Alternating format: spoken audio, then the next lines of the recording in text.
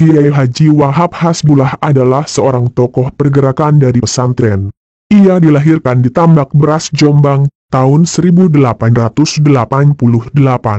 Sebagai seorang santri yang berjiwa aktivis, ia tidak bisa berhenti beraktivitas, apalagi melihat rakyat Indonesia yang terjajah, hidup dalam kesengsaraan, lahir dan batin. Sepulang dari Mekah 1914, Wahab tidak hanya mengasuh pesantrennya di Tambak Beras, tetapi juga aktif dalam pergerakan nasional. Ia tidak tega melihat kondisi bangsanya yang mengalami kemerosotan hidup yang mendalam, kurang memperoleh pendidikan, mengalami kemiskinan serta keterbelakangan yang diakibatkan oleh penindasan dan pengisapan penjajah. Melihat kondisi itu, pada tahun 1916 ia mendirikan organisasi pergerakan yang dinamai Nahdlatul Wathon, Kebangkitan Negeri, tujuannya untuk membangkitkan kesadaran rakyat Indonesia. Untuk memperkuat gerakannya itu, tahun 1918 Wahab mendirikan Nahdlatul Tujar, Kebangkitan Saudagar, sebagai pusat penggalangan dana bagi perjuangan pengembangan Islam dan kemerdekaan Indonesia. Kiai Hashim Asy'ari memimpin organisasi ini. Sementara Kiai Wahab menjadi sekretaris dan bendaharanya. Salah seorang anggotanya adalah Kiai Bisri Syansuri. Mencermati perkembangan dunia yang semakin kompleks, maka pada tahun 1919, Kiai Wahab mendirikan Taswirul Afkar. Di tengah gencarnya usaha melawan penjajahan itu muncul persoalan baru di dunia Islam, yaitu terjadinya ekspansi gerakan Wahabi dari Najd, Arab pedalaman yang menguasai Hijaz. Tempat suci Mekah dikuasai tahun 1924 dan menaklukkan Madinah 1925. Persoalan menjadi genting ketika aliran baru itu hanya memberlakukan satu aliran, yakni Wahabi yang puritan dan eksklusif. Sementara mazhab Hanafi, Maliki, Syafi'i dan Hanbali yang selama ini hidup berdampingan di tanah suci itu, tidak diperkenankan lagi diajarkan dan diamalkan di tanah suci. Anehnya, kelompok modernis Indonesia setuju dengan paham Wahabi. Lantas, Kiai Wahab membuat kepanitiaan beranggotakan para ulama pesantren, dengan nama Komite Hijaz. Komite ini bertujuan untuk mencegah cara beragama model Wahabi yang tidak toleran dan keras kepala, yang dipimpin langsung Raja Abdul Aziz. Untuk mengirimkan delegasi ini diperlukan organisasi yang kuat dan besar, maka dibentuklah organisasi yang diberi nama Nahdlatul Ulama, 31 Januari 1926. KH Wahab Hasbullah bersama Syekh Ghonaim Al-Misri yang diutus mewakili NU untuk menemui Raja Abdul Aziz Ibnu Saud. Usaha ini direspon baik oleh Raja Abdul Aziz. Beberapa hal penting hasil dari Komite Hijaz ini diantaranya adalah, makam Nabi Muhammad dan situs-situs sejarah Islam tidak jadi dibongkar serta dibolehkannya praktik mazhab yang beragam, walaupun belum boleh mengajar dan memimpin di haramain. Kiai Wahab Hasbullah dengan segala aktivitasnya adalah untuk menegakkan ajaran Ahlus Sunnah wal Jamaah yang sudah dirintis oleh Wali Songo dan para ulama sesudahnya. Ia tidak hanya penerus, tetapi memiliki pertalian darah dengan para penyebar Islam di tanah Jawa itu. Bahkan Kiai Wahab juga mengidentifikasi diri sebagai penerus perjuangan Pangeran Diponegoro. Karena itu ia selalu memakai sorban yang ia sebut sendiri sebagai sorban Diponegoro. Dengan sorban itu, ia makin percaya diri.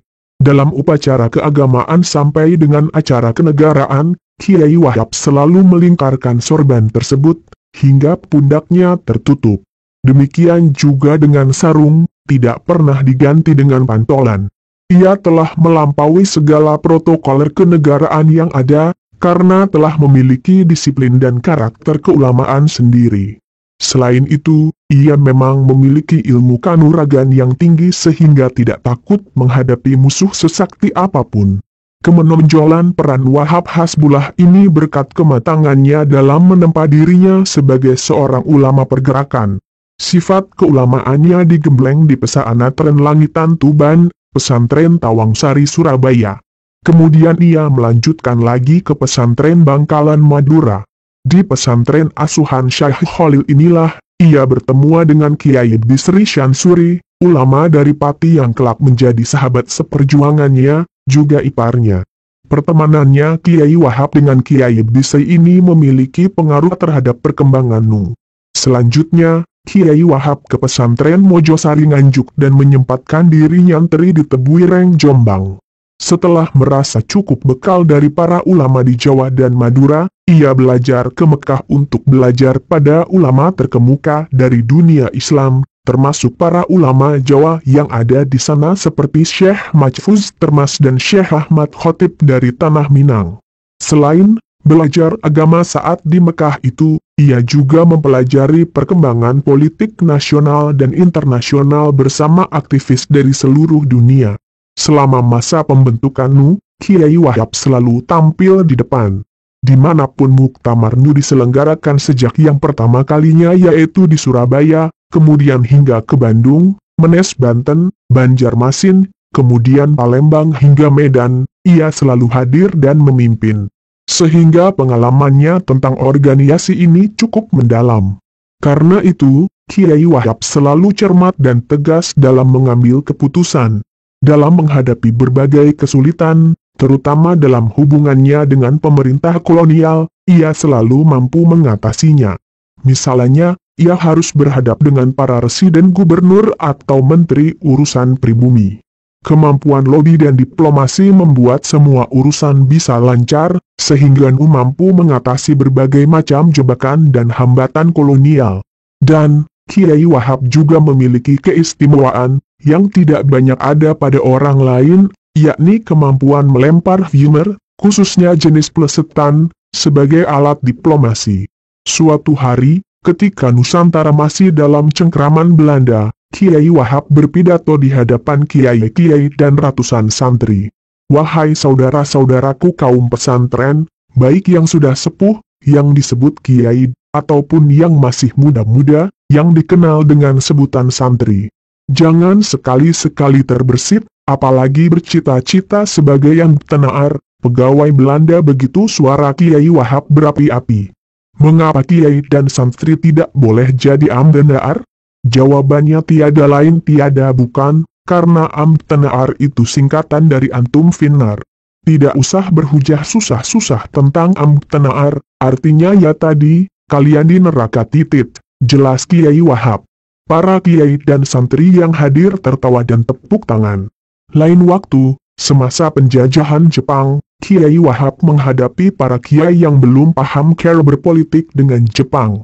Para kiai itu tidak bersedia menjadi anggota Jawa Hokokai, semacam perhimpunan rakyat Jawa untuk mendukung Jepang.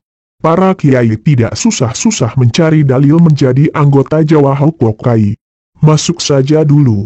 Tenang saja, di dalam badan tersebut ada Bung Karno. Beliau tidak mungkin mencelakakan bangsa sendiri. Kiai Wahab mulai merayu para kiai. Tapi kiai, apa artinya Jawa Hokokai itu, tanya seorang kiai. Loh, sampean belum tahu ya, Jawa Hokokai itu artinya Jawa Haku Kiai, jelas Kiai Wahab singkat. Oh, jadi Jawa Hokokai itu artinya Jawa milik para kiai. Ya sudah, mari. Jangan ragu masuk Jawa Hokokai, ujar Kiai tadi merespon. Namun demikian, salahlah kita jika hanya menilai Kiai Wahab sebagai kiai politisi saja. Salah, karena ia sesungguhnya adalah seorang ulama tauhid dan juga fikih yang sangat mendalam dan luas pengetahuannya. Dengan ilmunya itu dengan mudah mampu menerapkan prinsip-prinsip fikih dalam kehidupan modern secara progresif, termasuk dalam bidang fikih siasah. Kitab yang ditulisnya Sendi Aqaid dan Fikih Ahlus Sunnah wal Jamaah, menunjukkan kedalaman penguasanya di bidang ilmu dasar tersebut. Ini yang kemudian menjadi dasar bagi perjalanan Ahlus Sunnah wal Jamaah di lingkungan Nu. Dalam tiap bahsul masail Muktamar Nu, ia selalu memberikan pandangannya yang mampu menerobos berbagai macam jalan buntu, mauquf, yang dihadapi ulama lain. Kiai Wahab sadar betul mengenai pentingnya pendidikan masyarakat umum. Karena itu dirintis beberapa majalah dan surat kabar seperti Berita Nahdlatul Ulama, Utusan Nahdlatul Ulama, Suara Nahdlatul Ulama, Duta Masyarakat, dan sebagainya. Ia sendiri aktif salah seorang penyandang dananya dan sekaligus sebagai penulisnya. Propaganda di sini juga sangat diperlukan dan media ini sangat strategis dalam mempropagandakan gerakan NU dan pesantren ke publik. Gagasan itu semakin memperoleh relevansinya ketika KH Mahfuz Siddiq dan KH Wahid Hashim turut aktif dalam menggerakkan pengembangan media massa itu. Demikian juga dalam menghadapi zaman Jepang yang sulit, terutama ketika penjajah itu pada tahun 1942 menangkapi para tokoh NU. Maka Kiai Wahab dengan segala pikiran dan tenaganya menghadapi penjajah Jepang. Ia gigih menjadi tim pembebasan, mulai dari membebaskan KH Hashim Asy'ari, KH Mahfuz Siddiq, juga ulama NU lainnya baik di Jawa Timur hingga ke Jawa Tengah tanpa kenal lelah. Masa menjelang kemerdekaan dan dalam mempertahankan kemerdekaan aktif di medan tempur dengan memimpin organisasi Barisan Kiai, organisasi yang secara diam-diam menopang Hizbullah dan Sabilillah. Sepeninggal KH Hashim Asy'ari, Ramadan 1947, kepemimpinan NU sepenuhnya berada di pundak Kiai Wahab. Dalam menghadapi perjanjian dengan Belanda, baik perjanjian Renville, Linggarjati maupun KMB, yang penuh ketidakadilan itu, Kiai Wahab memimpin di depan melawan perjanjian itu. Akhirnya semua perjanjian yang tidak adil itu dibatalkan secara sepihak oleh Indonesia. Masa paling menentukan adalah ketika NU mulai dicurangi oleh Dala Masyumi dengan tidak diberi kewenangan apapun. Usaha perbaikan oleh Kiai Wahab tidak pernah digubris oleh Dewan Partai, padahal NU sebagai anggota istimewa.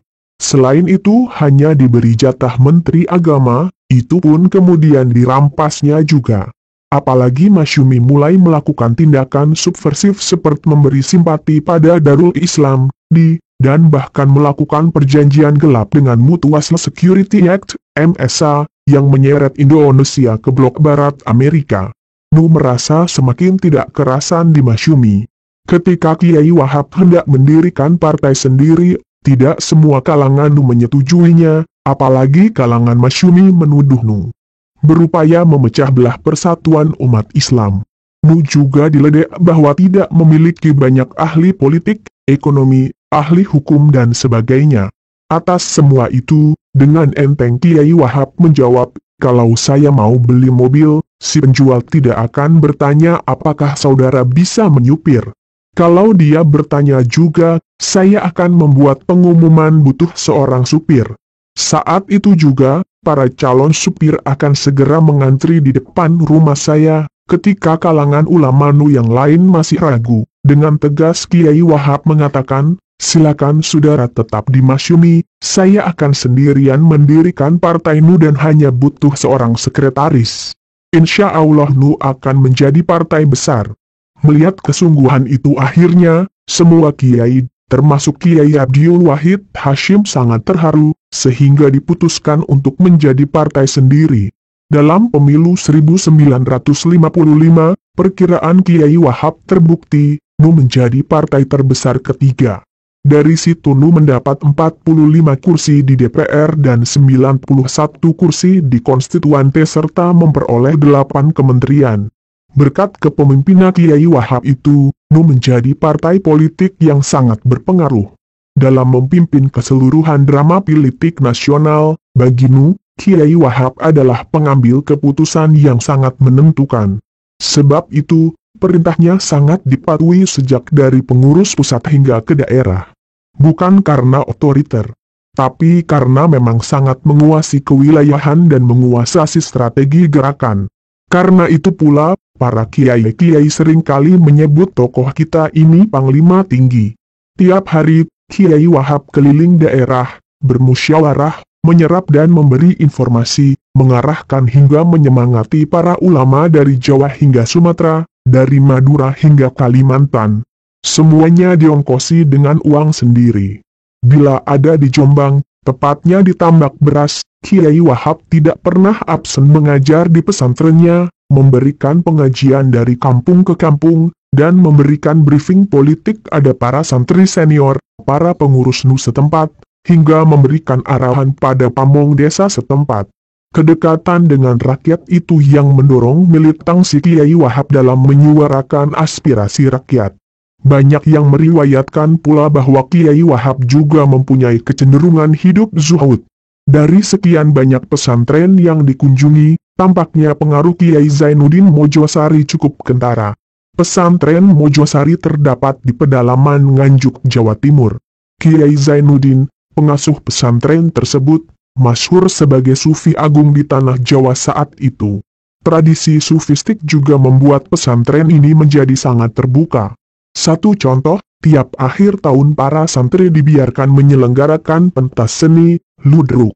Para santrimen sendiri.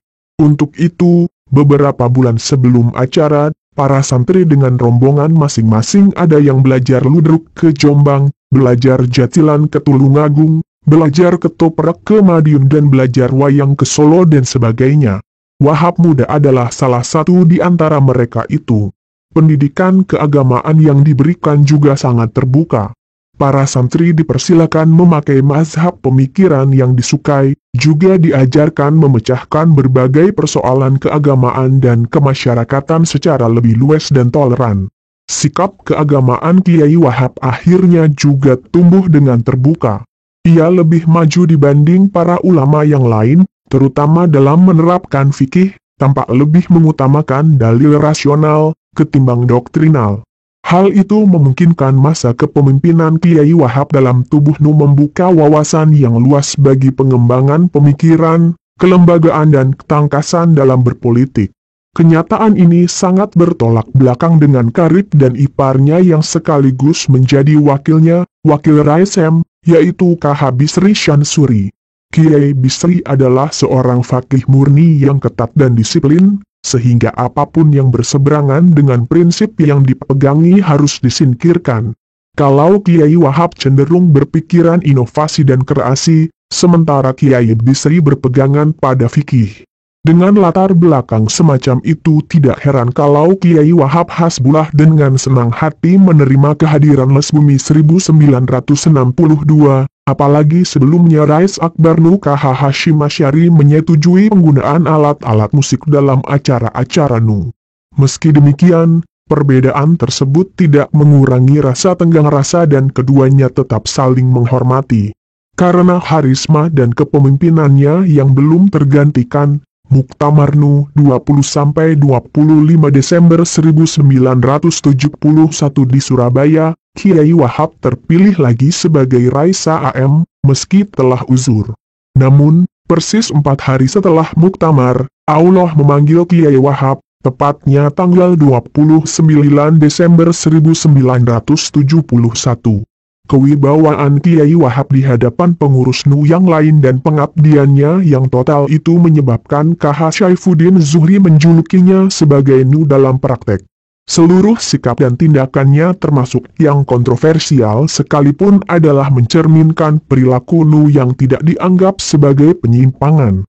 Karena seluruh sikap dan tindakannya dilandasi iman, takwa, ilmu, akhlak serta pengabdian yang tulus. Demikianlah selintas pengabdian seorang Kiai Haji Wahab Hasbullah, pahlawan tanpa gelar kepahlawanan, ABD. Munim DZ.